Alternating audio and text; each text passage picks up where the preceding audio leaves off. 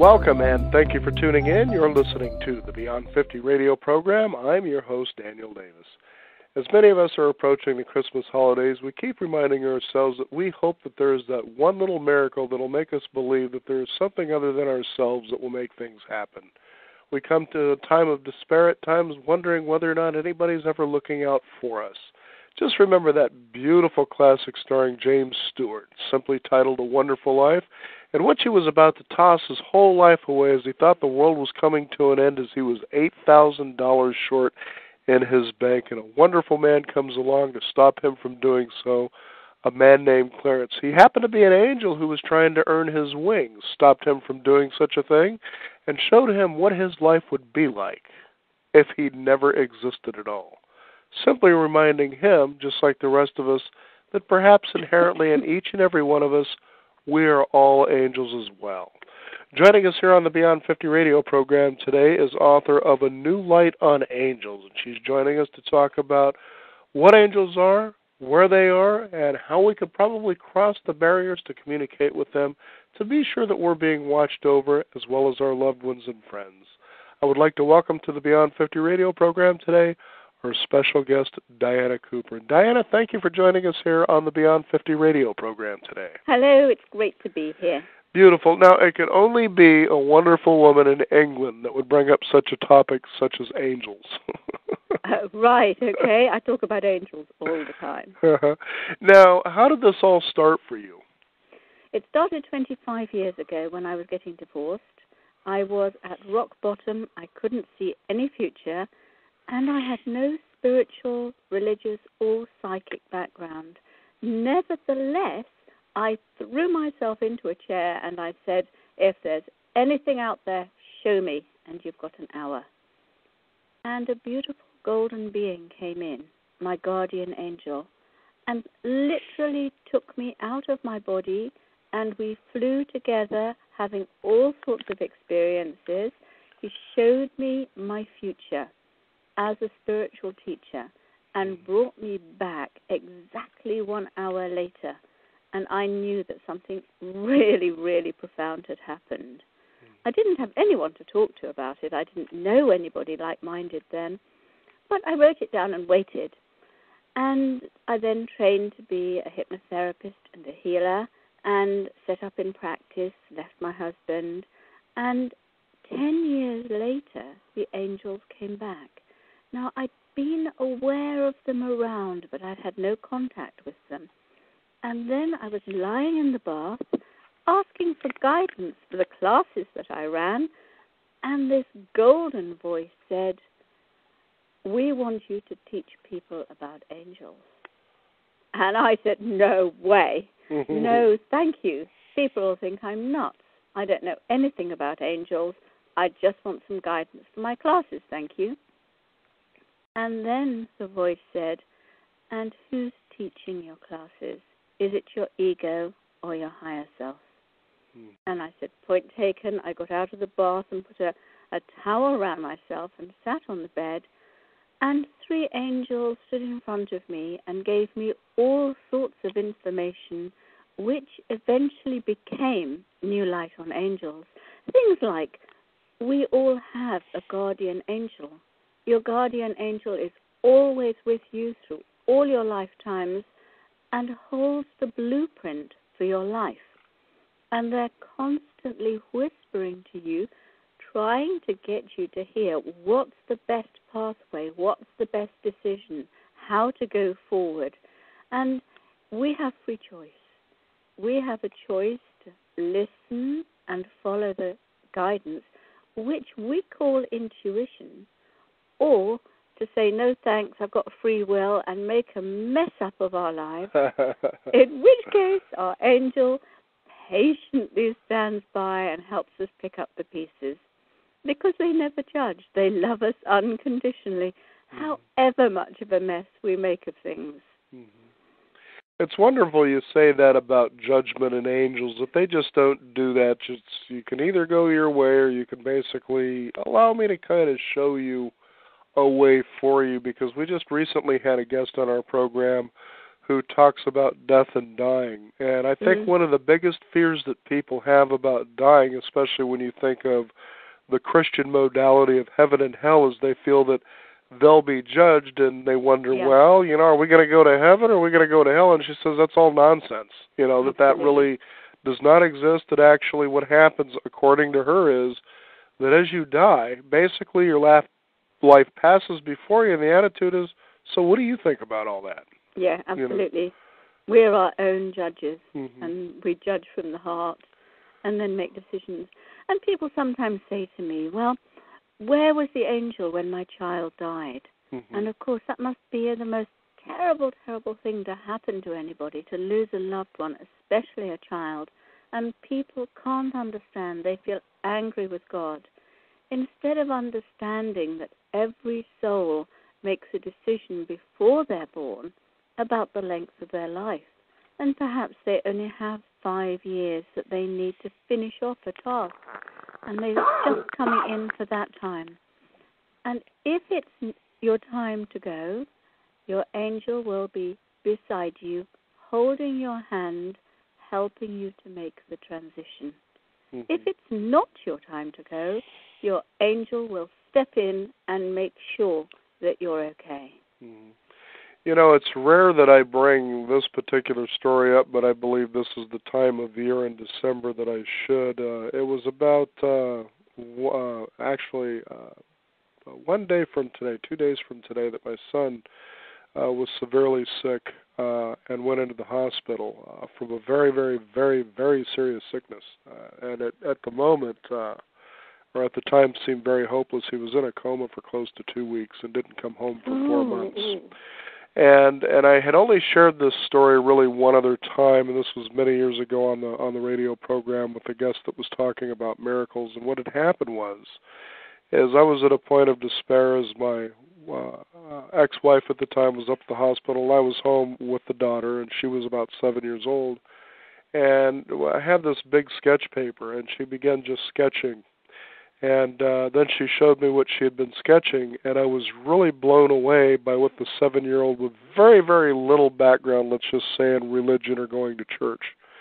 There were these 2 large angels. One was larger than the other, very soft, round faces, eyes looking up with eyelashes.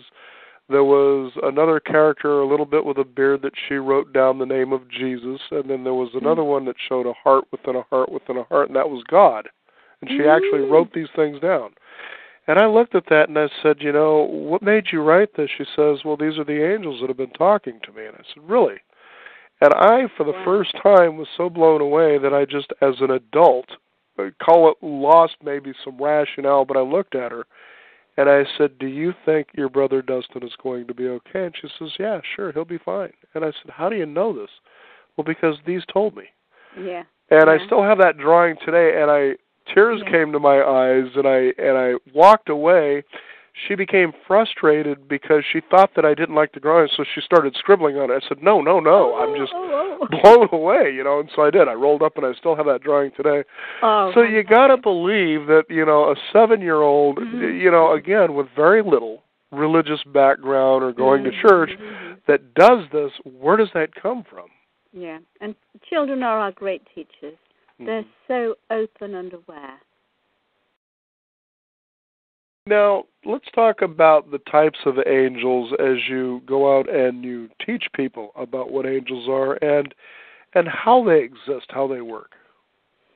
Angels come from the heart of God, and they're seventh-dimensional beings, which is why we can't see them or hear them generally, because they are at a level beyond our auditory and our visual ranges. And they're here mainly to help us. Certainly all the guardian angels and many of the other angels.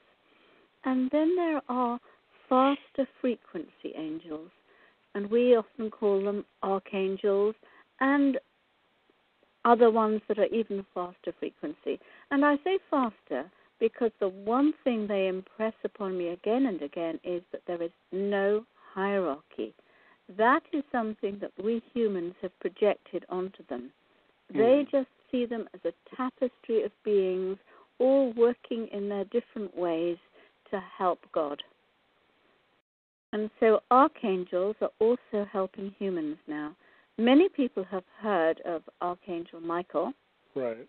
And he is the deep blue archangel who places protection around you and carries the sword of truth to cut away any attachments that you have, things, relationships that you need to let go of, all of that sort of thing. He will come in and he will cut them away so that you can move forward. And there are many others. We tend to hear of Gabriel and Uriel and Raphael, the healing archangel, who is also working with abundance. And what's been so fascinating to me recently is that two of my recent books, because I've written 18 books, two of my recent ones have been about orbs. And orbs are the light bodies of the angelic beings. And what happened was that the angels have been saying for a long time that they wanted to give us visible proof of their presence, something physical that we could see. Yeah, since science is around, we need to have proof now. Yes, absolutely. And yes, most of us just know inside us. But for others, it's important to have proof. And so what they did was impress scientists and technologists who were working on digital cameras to create a camera that worked on the frequency that angels could bring their energy down to. And then, if the person taking the photograph is thinking about that archangel or angel or even seraphim, or has a frequency that matches at that moment, they will impress themselves onto the photograph so that we can see them. And I have seen the most amazing, glorious, stunning photographs of orbs and taken them myself. And you can literally feel the energy of the angels through it. Furthermore, the energy remains in the photographs, and each one carries a message or an invitation or just something, a frequency that touches you. And so people are looking at these pictures now and they can feel the energy of the archangels. For example, we have been told the colors for years and psychics have seen them, but now we are seeing them on the photographs. I have beautiful, beautiful orbs of Mother Mary, of the angels of love in their beautiful pink, and Metatron in his wonderful orange, and Raphael, absolutely the emerald green that we've always been told he is. And these orbs are now working with us to help us. Furthermore, many, many people are not only sending pictures of orbs to us, but they're also telling us about the orbs that they're seeing with their naked eye. So our frequency is also rising. Now, when it comes to angels, how does a person communicate with them, and, in what ways do you know they're present, outside of seeing them, that is? Well, and feeling and sensing them and just knowing that they're there. The first and most important thing is to communicate with your angel. The more you think about somebody, the more you talk about them, write about them, read about them, the closer you become to them. And it's exactly the same with angels. So if you'll trust that they're there and ask them to help you, then you'll find that they start giving you proof of their presence, such as a little white feather in the most unexpected place. And that's a very, very common symbol they use to tell people that they are present. I love the story of somebody I knew who was talking to a skeptic, and they were walking down this path, and they stopped to lean against the gate. And this woman had told her she absolutely would never believe in anything like angels. And my friend told her about the little white feathers, and she still said, I think that's rubbish. And as they stood there leaning against the gate, a little white feather fell from nowhere and landed in her upturned hand. And she said, oh, I need to think about this. Surprised she didn't say, I need to go to the pub. She probably felt she needed to do that as well, but it's the wrong kind of spirit. We had the opportunity probably about 5 years ago when we were doing our program, and you do remember the movie It's a Wonderful Life. I think that was also issued under another name, was it? Well, it's the one with Jimmy Stewart where he's about to take his own life, and then the angel Clarence comes and says, let me show you what your life would be like if you had never existed. Right. Okay. We actually had his daughter that says, Mommy, whenever a bell rings, an angel gets its wings. And it was really cute to be able to have that touch. She was about 75 at the time when we talked with her. Mm-hmm. And I thought to myself, each time you kept looking at a Christmas tree and you see a bell, you wonder, is that going to ring and are they there, kind of a thing. That's wonderful. Now, how is it we can get in touch with an angel? You say that angels are looking over us to be sure to show us glimpses of what our special purpose is to be here. How can we get in touch with what that is so that we know that we're on the right path and that they can guide us? Rather than getting to a point, say, where you've been going the wrong direction, maybe it's a job that you just can't stand anymore. I mean, that feeling that you're just not giving into the world what you feel you're supposed to be giving. Right. There are many things that you can do, but they involve sitting quietly or going for a walk quietly, so finding a space where you can be at peace and centered. I always suggest that people just breathe gold into their aura, because gold is the color of the angels, and it's easier for them to connect with you if you have a golden energy around you. And all you have to do is imagine it. And then when you are still and quiet, listen to your still inner voice. Ask the angels the questions that you want, and know that they will bring you an answer in some way. It may be a thought coming to you, but it may be that next day you put on the radio and there is exactly the answer that you were looking for. It may be that you pick up a book and you read the words that are just what you need, and your angel will make sure that you open that book at that page and read those words, because that's the answer that they're bringing to you.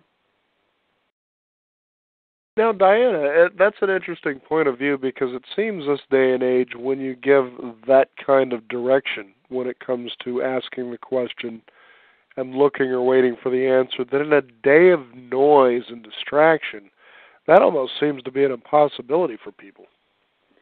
Well, I think that everybody can just find a few minutes to be on their own. There's a park near most people. They can find a tree and just lean against a tree and be still. People can go and have a shower or a bath and be quiet and centered. And it's in those moments that they make the connection. Your angel is trying to help you. And so if you make the effort to find that space of stillness, they will help you.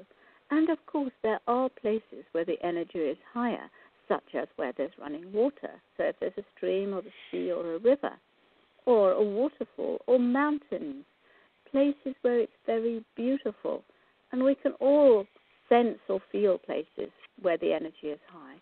Seek out one of those places and spend more time in it. Now, there's also other types of angels. I mean, we talked about the archangels earlier in the program, but what other types of angels are there, and what are their purpose, how they serve? Well, there is a whole list, or I hate to use the word rank of angels, but many, many different kinds who are on different frequency bands who have different jobs. And the ones that are nearest God, but who are also coming in with us now, are the seraphim. Mm-hmm. And we were fascinated when we were writing the Orbs book, Enlightenment Through Orbs and Ascension Through Orbs, that we had 3 or 4 visits from seraphim, and they had to slow down their frequency very much in order to communicate with us. And it was most interesting because the energy went very, very, very still. And it felt as if they were communicating very slowly until they got used to our energy. Mm-hmm. And they are helping with huge projects for humanity right now. They don't normally work with humans, but if it's a project that is to help everybody, they will come in and communicate. And then there are the Lords of Karma. They're powers. And they keep the karmic records for everybody. And you can talk to them about your ancestral karma, your personal karma, your country karma, and offer to do something to help. And then you will be given a task or a job to help dissolve the collective karma of humanity. Mm-hmm. Wonderful, wonderful stuff. It's just that sometimes people kind of, oh, this is nonsense, but you have to think sometimes that in your life that when things become desperate, or they don't always have to be desperate, it's just a matter of also times when, let me put it to you this way, would you say that angels are at work when you're on your life's path and you seem to have this continuous stream of serendipity, sort of like signs say, way to go, you're on the right path? Yeah. Well, coincidence and synchronicities are organized by our guides and angels. And so when things are going really well, they're just bringing everything together so that you can flow along your path. And at those moments, you know that all is right in your life. So the angels are with us all the time, helping us. And of course, it's especially important now. My latest book is 2012 and Beyond, and it's about the extraordinary energies available coming in 2012 and soon after, and what is forecast for the planet.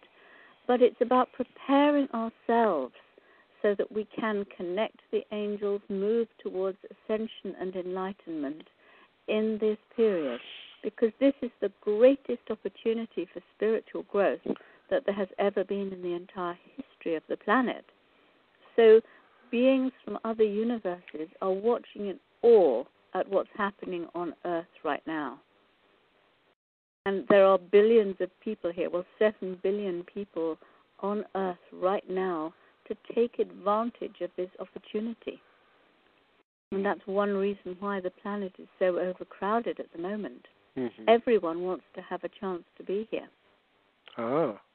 Doesn't mean to say it's easy. No, of course not. It just means to say that this is a huge time for spiritual growth, because new higher frequency energies are coming in all the time. In 2012, there are cosmic portals opening. There are the pyramids making their connections with the star systems, bringing in new energies. There are the planetary spiritual chakras opening. There are many, many, many energies that are moving in 2012 to help us move forward on our ascension pathway. Yeah, we've actually covered the 2012 phenomenon on our program different times, and it seems to be consistently the same as far as the messages. And I mean, not just, from, let's say, the Anglo culture, for instance, and the spiritual culture, but even in the traditional, how do I want to say, the indigenous tribe point of view. For instance, we had an Incan shaman who was on our program a couple of weeks ago, and he says, no, what you're seeing is tremendous spiritual transformation and evolution. And I always generally point out to these guests that I found an interesting phenomenon as I was beginning to do radio back in 1999, incidentally enough, just before the Y2K, when everybody predicted it was going to be the end of the world. Absolutely. What a bunch of nonsense, I mean, computers go down, the sun's still going to come up, wind's going to blow, and water's going to run, But what was interesting about the series of interviews is I've always been interested in religion as far as the perspective of why we're here, and that was a way to try to discover what those answers were. And somehow I sort of had my own awakening at that particular moment that told me, I believe we're going to see a convergence where all of it comes together, and we all realize, although there are many paths, there's still just the one way, you know. Absolutely. And I had such a difficult time describing that to people. In fact, one lady was saying, "You're talking about Marxism." And I said, "No, I'm not." You know, but it was really something very hard to describe. I just said it's just a new paradigm of spirituality where control of say spirituality or religion will begin to fall away because people realize it just no longer serves anymore. It's Dark Ages stuff. Absolutely. Yeah. It's like every religion is a path up the mountain, but we're now going to a higher point up the mountain where they all become one and they become spirituality. And each one will have its own individual flavor, but without the dogma. Now, people can find out more about this book and about the work that you do here. Now, you talked earlier about one of the signs that angels give you is the white feather. Are there other signs people could pay attention to as well? Well, the white feather is the one that's particularly connected to angels and, of course, unicorns, but they will give you signs such as you're walking down the street and you're asking a question and somebody will walk past you with an angel on the back of their T-shirt, and you'll look at it and think, oh, right. Or you'll walk past a pub and it's called the Angel Pub and you've never noticed it before. There are all sorts of things like that people will do. And I was interested in your story because somebody was telling me how they were looking for a sign and they were very connected to unicorns who are of the angelic realms. And that day, her little girl came back from school and said, "Mummy, I've drawn you a unicorn." She'd never done anything like that before, but it was her sign. Incredible. Amazing. Yeah. Now, what have you found to be the most fulfilling part of your work? It's interesting because when you said that this all started to come to you when you were hitting rock bottom after divorce. And I find that really interesting because on our program, give or take about a year ago, we had a lady who was approaching her almost, let's say, mid-50s. Same thing happened. She was divorced. Yes. She never really worked. Financially, she became strapped as a result of him being the primary breadwinner, if you will. And here's the most interesting angel, if you want to call it this, was a bulldog. Now, what she ended up doing with this bulldog is she started taking pictures and creating calendars. Would have never imagined the revenue stream that she had began to create through Zelda the dog's calendars and Zelda wisdom. You know, so you just never know. And I think the beauty of our program is that as people, especially this day and age, take a look at their chronology, their age, and they use that as an earmark, if you will, or a benchmark of where they should be, what they should have accomplished in their life, what they should have. And as they grow older, they grow in frustration if they don't feel they're hitting what you might call societal's views on where you should be.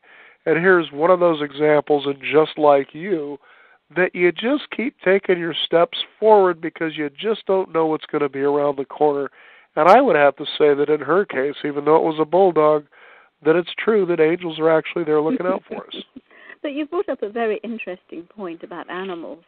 Because what we need to do now is start connecting with animals, opening our hearts to them, and exchanging with them, because they carry a lot of wisdom.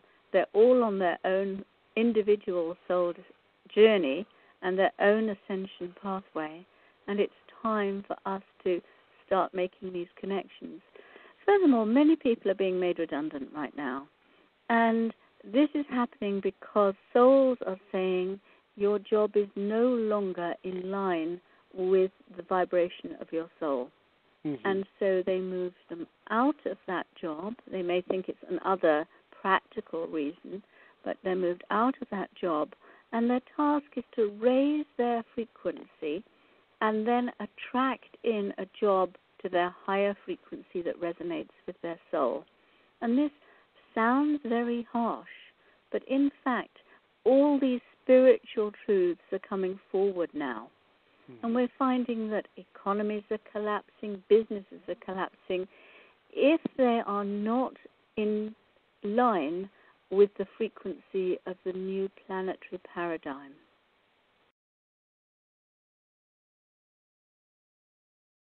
And so this lady with her bulldog, she was then in line with her soul purpose, and it attracted abundance to her. Mm-hmm. Fascinating. Now, I guess the last question I would have is, do human souls, when the human dies, do they or can they become angels? I'm asked this question again and again and again, and I've asked my guides and the angels, and they always say no. We're on two separate strands of evolution, and so humans don't become angels, and angels don't become humans. But an angel can impress a human to act in an angelic way, and that does happen a lot. And there are many stories of people meeting somebody who stepped forward to help them and then disappeared, and people couldn't see them again. For instance, I knew somebody who her car broke down. The only person anywhere near was this tramp, and she called him and said, "Please help me push my car into this lay-by."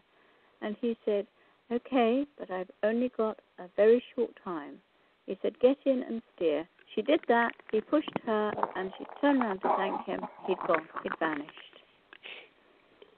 And I hear so many of these stories.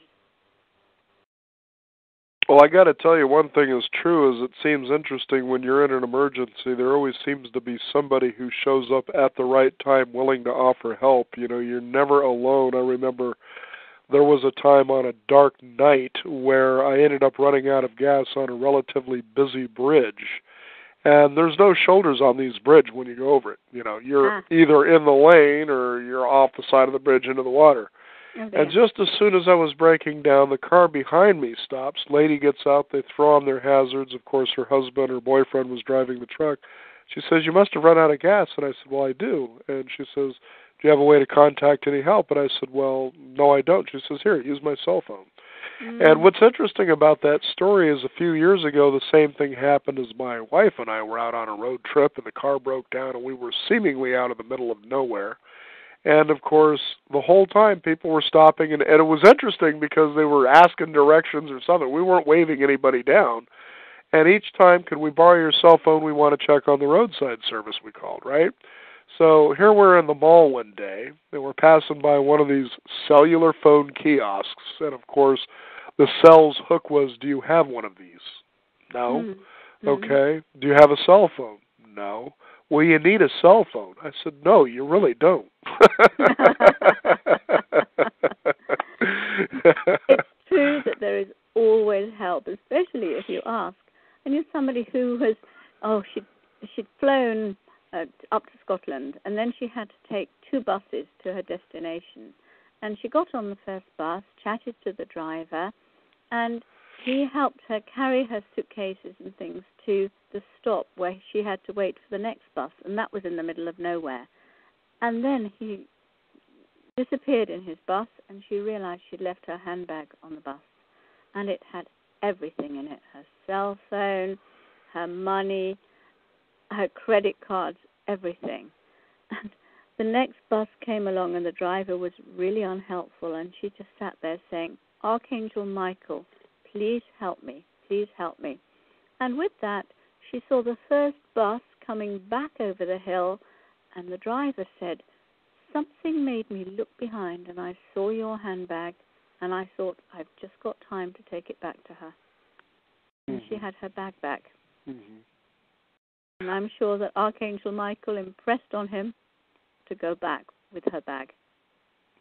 You know, it's wonderful to talk about this, Diana, and I'm sure that, as you said earlier in the program, people get skeptical. Okay, angels, wings, come on, that's a lot of nonsense. But when you take a look at experience, when you truly pay attention, especially, as you say, when you're really living your soul's purpose, there are a lot of signs that show you that you're on the right track, even though there are times it can become very dark and you go, "Okay, I thought I was doing the right thing. You know, what's going on here?"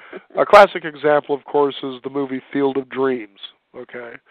But not elaborating on that particular point, one particular story I enjoy sharing, and this is for our listening audience out there as a host, is as I began actually pursuing my passion in radio, especially, interviewing wonderful people such as yourself. Here I am one day. It was just a nice blue sky sunny day. And I was just kind of listening to a book on tape. And I'm driving along and I'm kind of thinking about how enjoyable it is for me to be interviewing guests from all over the world. And you know how you can sometimes be driving along and you're just kind of caught in the daydream. You're sort of paying attention to what you're doing, but you're not. But then the traffic wasn't in a state that you really needed to be focused. But as I drew my focus, there happened to be a van right in front of me. And this is actually what the license plate said. God bless you. So I can't help but to say that I don't look at this as hokey nonsense, but there has to be a level of reality behind all of this. Oh, absolutely. I remember somebody telling me how she was going to an interview and she just was really desperate for the job and she didn't know what was the best thing to do. And a car passed her with a number plate, Ohm, A-U-M, and she laughed. And she sat and she ohmed as she drove to the interview and she got the job. Oh, wow. It put her into the right state to get that job. Now, and I think it's also really important to mention here that parents especially worry about their children. And if you worry about your children, you're sending a grey negative energy into their very open, sensitive auras. I was talking to this lady, and she said her child was being bullied at school, and she just used to sit at home all day worrying about her. And I explained that her negative energy was affecting the child and opening her up to the possibility of more bullying. I suggested instead that she asked the child's guardian angel to be on duty and that she visualized the child surrounded in a golden light, and then she asked Michael to put his blue cloak of protection around her, and then she trusted the angels to look after them. In other words, she went out and did the shopping and got on with her life and did things and didn't think about the child. And I suggested she did this 3 times in the day. And I met her 2 weeks later, and the little girl was skipping along the road beside her, looking really happy. And I said, well, how's school these days? And she said, it's brilliant. She said, the bullies left. Mm-hmm. Suddenly, his parents came into school and announced they were moving, and he left. And I thought, great. The angels have acted on what the mother was doing, and they have removed the danger from the child. Mm-hmm. Fascinating, fascinating stuff. And even though you listeners out there might be a few of you who are feeling skeptical, that's okay, because you're still being looked after anyway, right? Absolutely. Your angels are with you regardless. It doesn't matter if you don't believe in angels, they believe in you. Now, here's, I guess I could call this my final question. When people take a look at something like this, The New Light on Angels, which is your book, is that the idea that when you're appealing to an angel for help, we live in a day that people are concerned about their finances and at times even material abundance.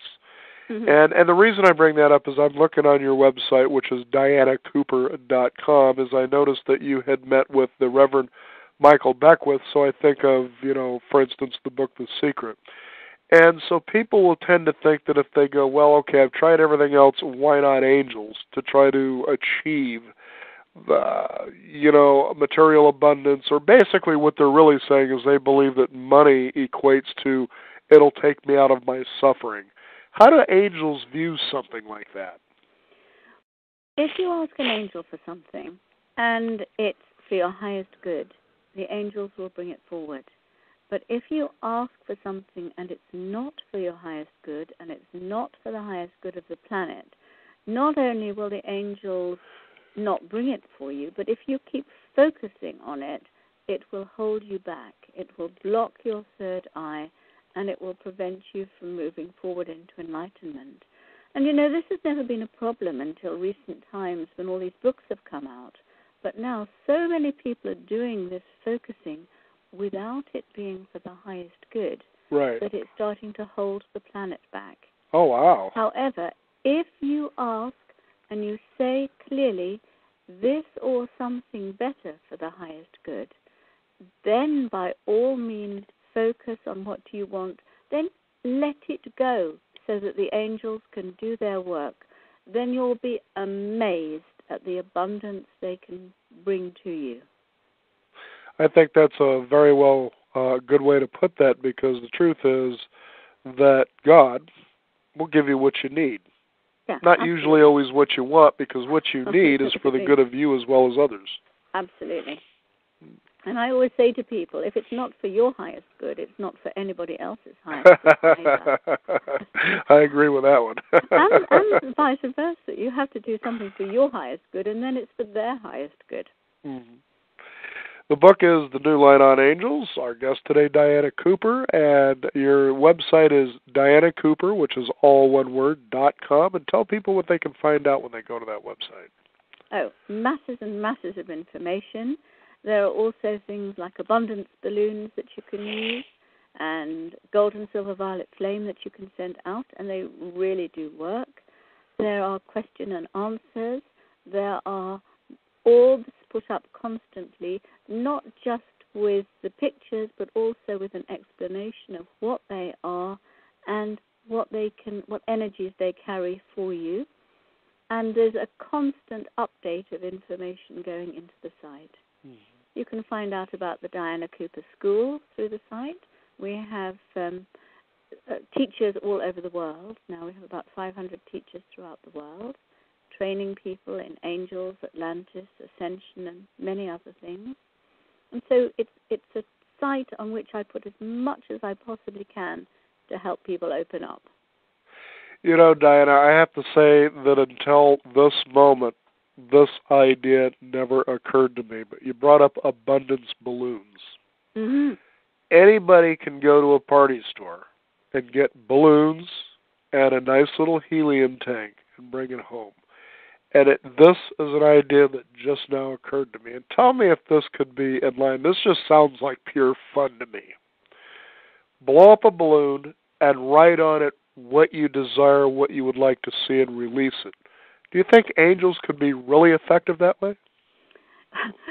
I know it works with the balloon on the site, because I've seen both angels and unicorns taking the energy of the balloons right up to source, and then people have written to me and told me that the abundance has come to them. Mm-hmm. So I think it's very, very effective. Yeah, like I said, I just seen that, and it never occurred to me, because this is also a way you can release pain, for instance, or anxiety. You just write it on this balloon, let it go and go about your day, and then just wait to see what the gift is. Yeah, well, all sorts of people are going to write in and say that's not ecological. It's much better to do it on a piece of paper and then visualize it going off into the ethers and the angels taking it and then letting it go and let them get on with it. Oh, probably, but I do know there was a night I was in my backyard and a balloon floated into my backyard very playfully, and I just kind of thought, just think if you do that and release it, if it lands in someone's yard or in their lap at the right time, that's very ecologically sound. Yeah, well, somebody gave me one of these Chinese lanterns that you put a little candle into and you let it off for my birthday, and I put my wishes into it and I sent it off. It was a paper one. And I sent it off, and then I took some photos, and it was completely surrounded by orbs of Archangel Gabriel. Oh, boy, I'll tell you, what a fun subject. I know, it's marvelous, isn't it? Every day is exciting and something new happens. And that's how life really should be. Absolutely. Mm-hmm. That's what we're meant to be doing. Well, Diana Cooper, again, we want to thank you for joining us here on the Beyond 50 radio program to kind of give us the wonderful injection of inspiration that we all could use, especially this day and age in troubling times, to realize that there is more than hope that's available out there for all of us. Again, her book is A New Light on Angels. And thank you for joining us here on the Beyond 50 radio program. My pleasure. Thank you. You bet. We also want to thank you, the listeners out there, for tuning in. Be sure to visit us on our website at beyond50radio.com. That is the number 50 with a 50, and sign up for our free weekly e-newsletter. Also, be sure to visit us on our blog, and you can also follow us on Twitter as well. I'm Daniel Davis. You've been listening to the Beyond 50 radio program. Thank you for tuning in, and remember, live your day past halfway.